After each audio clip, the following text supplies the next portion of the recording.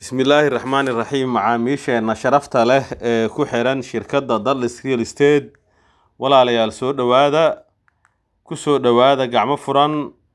ku soo dhawaada qalbi furan ku soo dhawaada adeeg hufan oo idin raali geliya haddaba walaalayaal sidaan nooga barateenba waxaa maanta mar kale idin soo gudbinaynaa guri iib ah walaalayaal ku soo dhawaada daawasho wacan ka faa'iidaysi wacan waxaa rajaynayaa inaad ka heli doontaan insha Allahu tacaala walaalayaal waxaa iib ah guri xaafad aad u fiican ku yaala waa gurigan ee kaamiradu hayso ee dhagaxa ah waxaa ka soo horjeedo gurigan dabaqa ah guriga iibka ah waxa uu isugu jiraa qayb dhagax ah iyo qayb bacweyne ah ama jeengad ah labadan waddo ayuu haystaa wadadan dhinacan ayay ka martaa wadada kalena dhinaca jeegadda ee ku taalo soo dhawaada waa guri dhismihii hore ah si haddii loo fiiriyo waa meel u baahan horumarin iyo dhismayaal cusub in laga dhiso xaafadda uu ku yaalo maadaama ay tahay xaafad aad u dhismayso dabaqyada ay ku badan yihiin guryaha kasoo wada horjeeda waa aragtaan gurigan iibka ah waa laba boos oo doodisho ah oo kiiba uu yahay 12 mitir dhinacan wuxuu ka haystaa 24 mitir dhinaca kalena wuxuu ka haystaa 12 mitir laami ahaan haddii la dhaho meesha uu ku yaalo waxaa u dhow laba laami oo waaweyn walaalayaal waxaan joognaa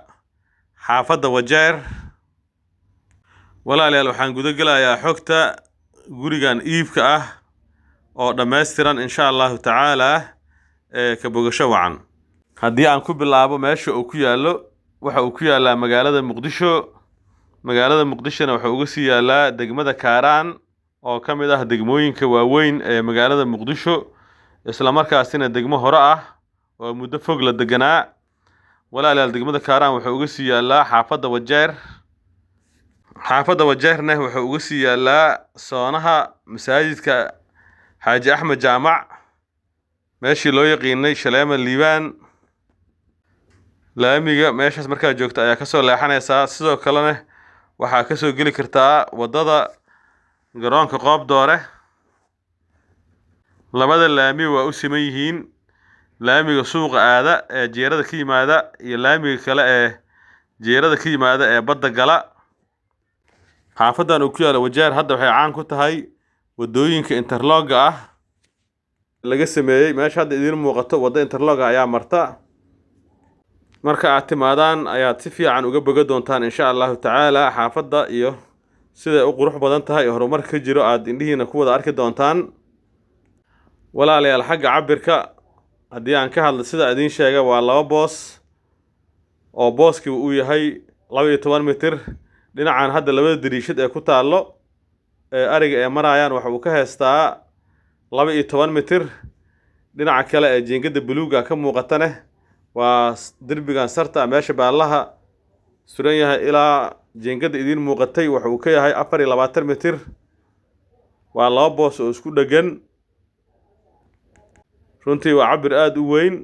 xaafadana boosaska noocaas oo kale ah way ka jiraan oo min laba boos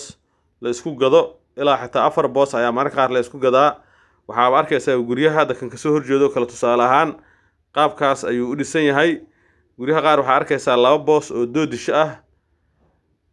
ayaa laga dhisay qaarna waxaa laga dhisay 4 boos oo doodisho ah boos doodisho ahna waa jiryaa oo la dhisay halka boos oo doodisho ah waxaa laga dhisi karaa hal fillo oo qurux badan gurigan dabaqa hadda naga soo horjeeda xataa inuu saas yahay ayaa filayaa soo dhawaada waa cabir macquul ah oo weyn waxaa ka soo baxaya guri dabaq ah oo waasac ah baarka fiican leh qolal fara badan ay ka dhisan yihiin haddii loo baahdo laba fillo oo filladiba ay tahay 5 qol ayaa laga dhisi karaa marka xagga cabirka waa heer sare walaalayaal haddii aan u gudbo xagga qiimaha iyo lacagta lagu rabo guryahani walaalayaal waxaa lagu rabaa 160,000 oo doolarka Mareykanka ah oo isku dhamaad ah waana macal dalaal iyo heshiis waxaa la yiraahdaa beec meesha ka bilowda kuma dhamaado walaalayaal waxaa ka furan gorgoro wixii macquul ah waa la idinka dhimayaa insha allahu tacaala. walaalayaal haddii aad maqan tihiin dhanka whatsappka naga soo waca, faahfaahin dheeri ah ayaa idinka sii siinaynaa insha allahu tacaala. kadibna qof wakiil ah ayaa noo soo dirsanaysaan si guriga iyo xaafadda uu ku yaalba la idinkaga soo arko. walaalayaal qofkii joogane annagaa diyaar u ah inaan soo tusinno. haddii aan u gudbo xagga jihooyinka iyo waddooyinka sida idin sheegay waa laba jidle sida aragtaanba. jihada u jeedo haddii aan ka hadlo ama dhanka ee waddooyinka ay ka maraan, gurigaani waddo waxay ka martaa dhanka bari, waddada kalena waxay ka martaa dhanka waqooyi. sidaas ayuu wuxuu ku yahay bari ujeed iyo waqooyi ujeed. si kale haddii aan u dhigo, guriga laga dhiso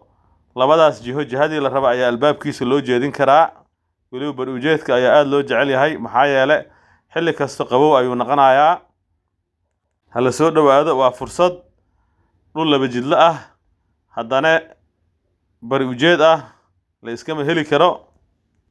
xaafaddan Wajeerna waxayba caan ku tahay ama guud ahaan Kaaraan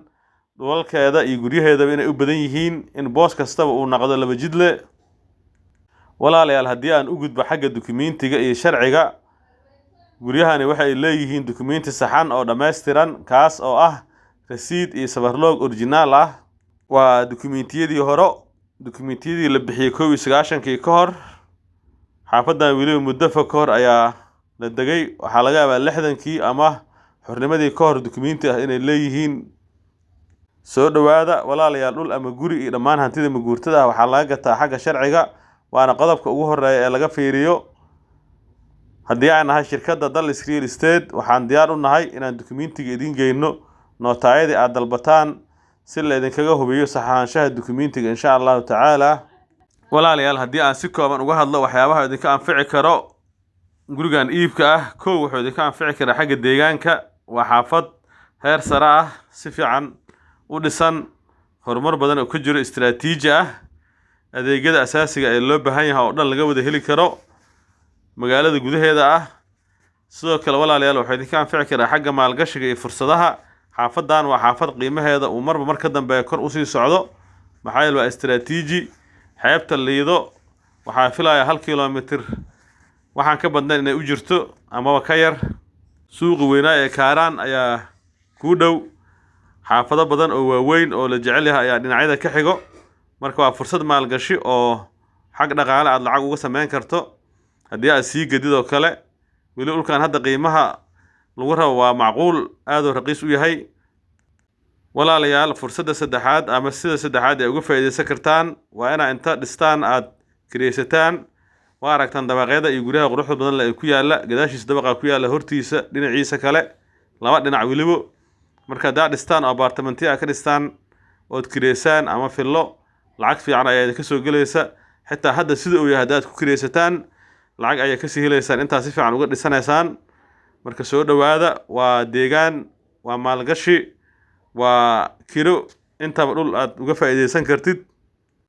walaalayaal haddii aad dhul ama guri beeca ku leedihiin xaafaddan iyo dhammaan xaafadaha degmooyinka gobolka Banaadir, nala soo xiriira. sidaan oo kale ayaa idinkugu beecgeynaynaa insha allahu tacaala.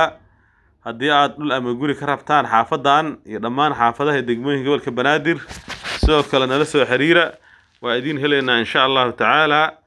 ugu dambeyntii walaalayaal waa ku mahadsantihiin daawashada muuqaalka iyo ku xirnaanshaha shirkadda Dallas Real Estate. walaalayaal waxaan si sharaf leh idinkaga codsanaynaa inaad kanaalka subscribe noo saartaan, gambaleelkana aad furataan idinkoo mahadsan, si aad ula socotaan muuqaalada aan mustaqbalka soo gelinayno insha allahu tacaala. sidoo kale facebookana follow inaga soo dhaha. waa mahadsantihiin mar kale. wassalaamu calaykum waraxmatullaahi wabarakaatuh.